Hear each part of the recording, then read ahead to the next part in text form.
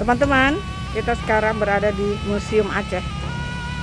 Museum ini didirikan pada tanggal 31 Juli 1915 dengan nama Aceh Museum yang dipimpin oleh F.W. Stamshuis yang diresmikan oleh Gubernur Sipil dan Militer Jenderal Belanda H.H.A. Schwarz. Oke, tunggu ya. Kita akan explore ke dalam. Rumah Aceh dibangun pada tahun 1914 di Semarang. Waktu itu kolonial Belanda membuat semacam pameran daerah kekuasaannya. Jadi untuk memperkenalkan mungkin bahwa rakyat dengan Belanda maksudnya sudah bersama atau apa mungkin dengan politik mereka lah kan seperti apa. Jadi tahun 1914 dipamerkan di Semarang. Jadi rumah ini dibuat di Semarang. Satu-satunya pavilon tertinggal di masa itu adalah Aceh. Yang lain dihancurkan semua. Gitu. Jadi beberapa ini masih ada yang asli nih. Tapi ini masih tetap asli seperti tahun yang... Iya, bentuknya masih sama. Cuma ada beberapa kayak atap-atapnya kan diganti. Ya. Tapi kayak kayu-kayu penggas beberapa itu masih gitu. Asli. Jadi 106 ya. Kepingannya ya. Itu menariknya. Jadi hasil dari pameran itu adalah satu-satunya peninggalan. Yang pameran itu dari sekian banyak pameran hanya rumah Aceh inilah yang tetap utuh ya. Karena setelah acara semua dibongkar. Iya. Aceh dibawa pulang. Dibongkar lagi, dipasang lagi. Jadi inilah peninggalan pameran termegah Asia masa itulah pameran dunia itu. Tahun 1914 ya kan? 14.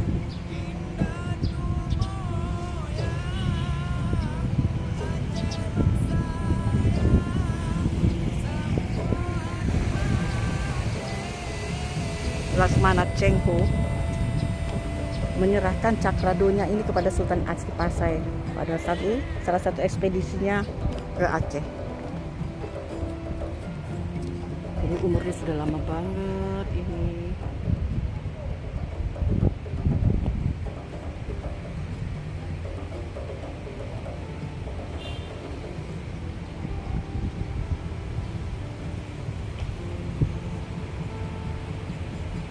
Ini namanya jengki. Jengki itu merupakan alat penumbuk tradisional di Aceh. Ini untuk bikin kopi, numbuk padi. Di kompleknya Museum Aceh itu ternyata ada makam-makam raja dinasti Bugis.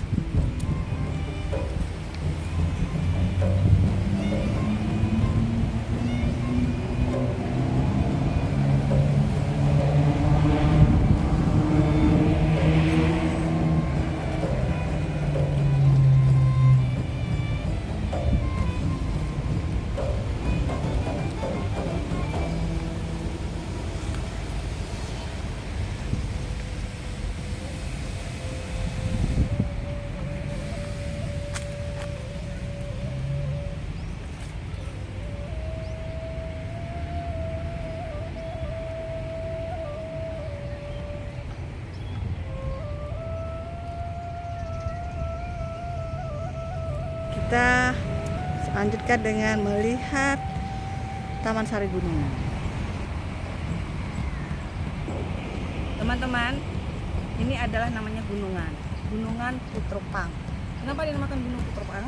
Adalah tempat mandi-mandi istri dari Sultan Iskandar Muda, anaknya, dan ternyata ini juga tempat pemakaman dari mantu Sultan Iskandar Muda.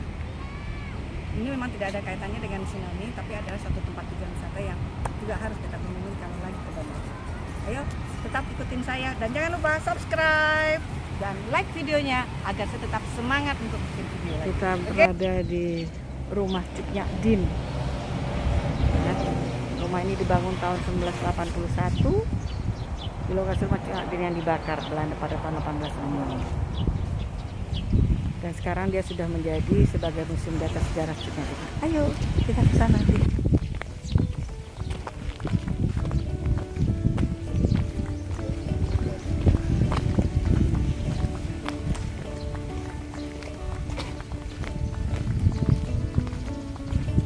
Ini dibikin seperti rumah Aceh ya pada umumnya.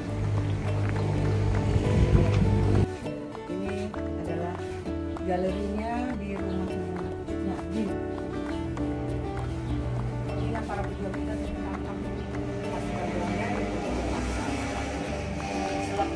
lagi tangan mereka diikat. Kejam ya Pak. Kejam Belanda. Dengan banyak ahli ya Pak. Ini foto ya.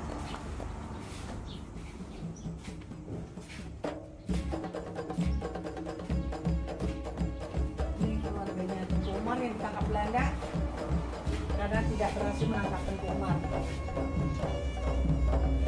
Ya, Tengku Umar itu adalah suami dari Cut Nyak Dien. Suami kedua dari Cut Nyak Dien. Suami pertamanya Tengku Ibrahim.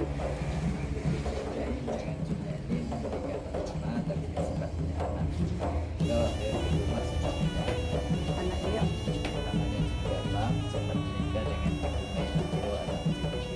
Oh,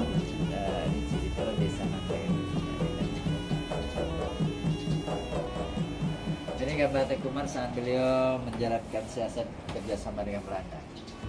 Nah, Tengku Umar sempat dianggap sebagai panglima perang Belanda disebutkan Tengku Johan. John itu orang hebat di Eropa ya, John Cannon ada John Rebu.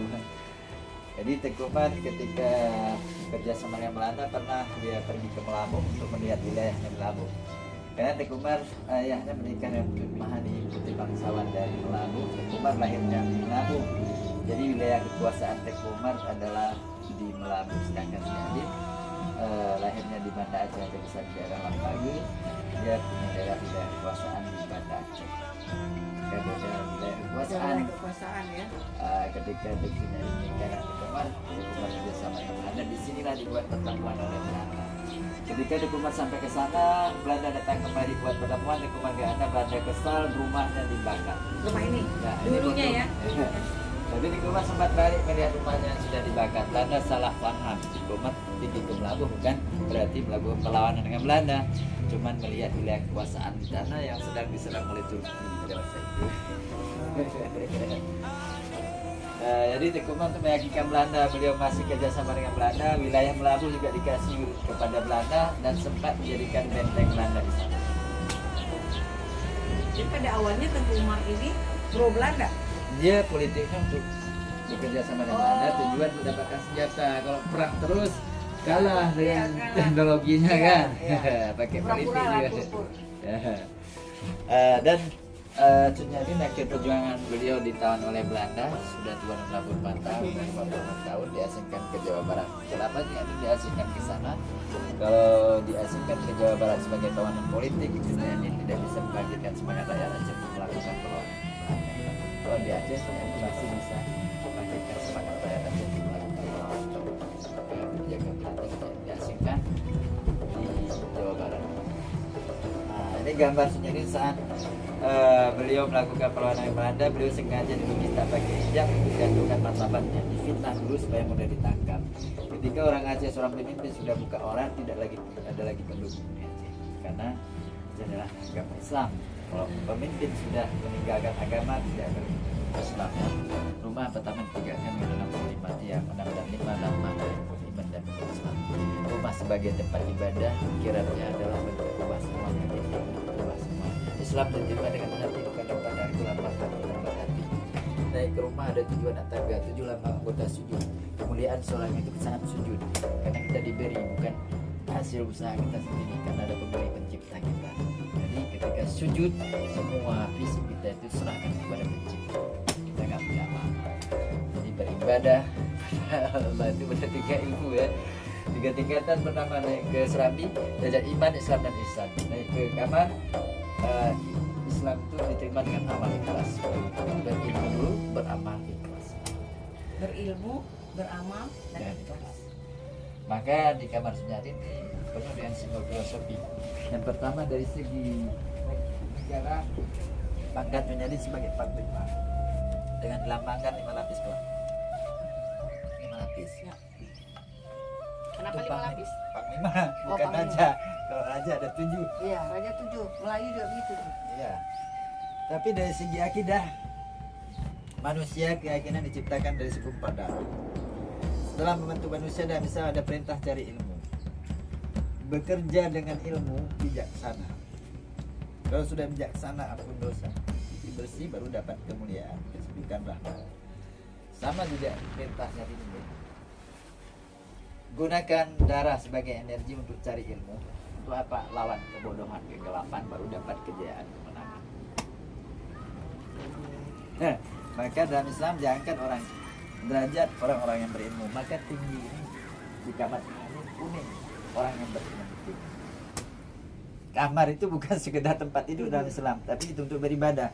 Semua segi orang Islam itu bila berilmu, dia beribadah. Banyak tempat sudah kita datangi. Kita sudah selama di Aceh, saya 3 hari di Aceh, kita sudah keliling. Kita melihat banyaknya masjid yang indah, banyaknya tempat wisata yang bagus, dan banyaknya sejarah yang kita tahu. Contohnya rumah Cinatin. Rumah Cinatin ini adalah replika dari rumah Cinatin yang asli yang sudah dibakar oleh Belanda. Jadi ini dibangun kembali dan dijadikan sebagai museum. Di dalam ternyata saya baru tahu banyaknya filosofi dari bangunan Aceh. Sebelumnya juga kita tahu tadi dari Museum Aceh. Lalu kenapa Aceh, rumah Aceh itu ada 3 tingkatan? Ternyata ada filosofinya. Jangan lupa tetap ditonton ya, dan jangan lupa juga subscribe dan like supaya saya tetap semangat buat hidup ini. Sampai ketemu di lain tempat lagi.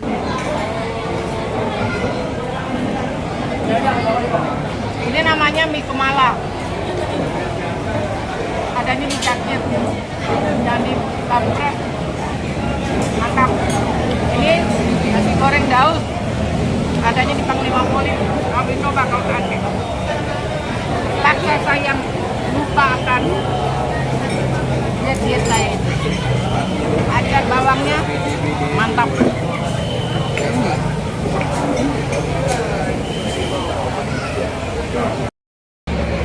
Kenapa orang Aceh suka ngopi? Suka ngopi karena Bu, dengan warung kopi semuanya bisa berjalan. Bisnis jalan, cari jodoh jalan. Kemesraan dengan suami juga jalan Bu, karena ngopi.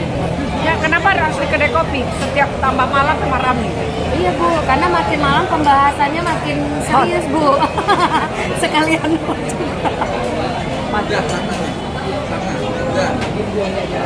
itu Bu, makanya kenapa Aceh ini disebut 1000 warung kopi. Pebisnis banyak di sini Bu. Berbisnis bisa di warung kopi. Iya. Cerita politik bisa di Bisa warung, di warung kopi. Gosip terkini juga di warung kopi. Betul Bu. Kenapa orang Aceh suka di warung kopi? Ngumpul, untuk ngumpul. Jadi bukan kopinya. Kopinya kalian juga, kalau minum kopi juga untuk ngumpul. Intinya untuk ngumpul. Ya, kenapa orang Aceh sampai di warung kopi sampai tengah malam senang? Hilangkan stres. Stres apa? Karena kalau udah duduk kedai kopi Bu, pikiran tenang. Tenang karena duduk di warung kopi atau karena kopinya? Karena kopinya, kenikmatan kopi Aceh Bu. Berarti kopinya enak. Kopinya enak. Tergantung dari kopinya juga Bu. Kumpulnya, kumpulnya. Kumpulnya. Kumpul. Ya. Karena kopinya. Tergantung suka kopi atau enggak. Kalau jauh. Kita sudah masuk komplek rumah. Sudah ada nih, selamat hari Idul Fitri.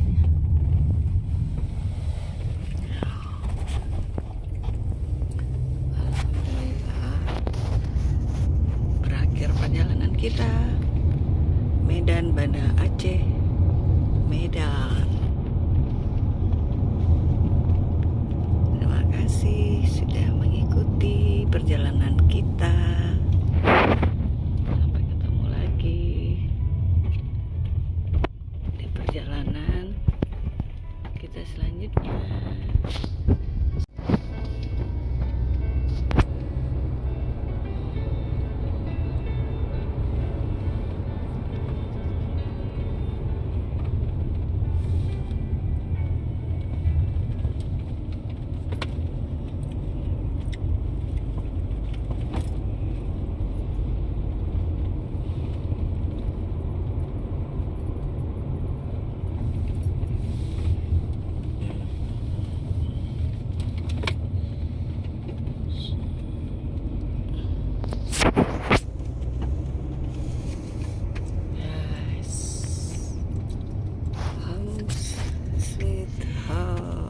Allahu Akbar.